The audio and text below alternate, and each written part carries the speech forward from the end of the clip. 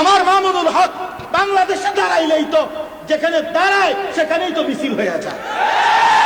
আল্লামা মামুনুল হক হাঁটলেই তো লাখো মানুষের পিছনে দাঁড়ায় যায়।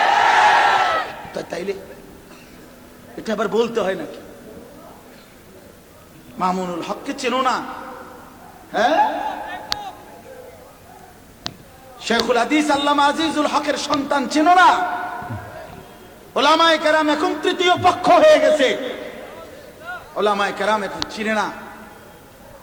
এই বাংলাদেশের 16 বছরের ফ্যাসিস্টের, এই জালেমের জুলুমবাজের জুলুম ওলামায়ে কেরাম সহ্য করে নাই। ওলামায়ে কেরাম জেল খাটে নাই। ওলামায়ে কেরামের তাজা খুন ঝরে নাই আপনার। তাইলে 5ই মের সেই রক্ত কি মুছে গেছে জমিন থেকে? 2013 সালের 5ই মের রক্ত আল্লাহ রাসূলের ইজ্জতের জন্য, দ্বীনের জন্য, কালেমার জমিন, হেফাজতে ইসলাম, ইসলামের পবিত্রতার জন্য রক্ত ঝরিয়েছে।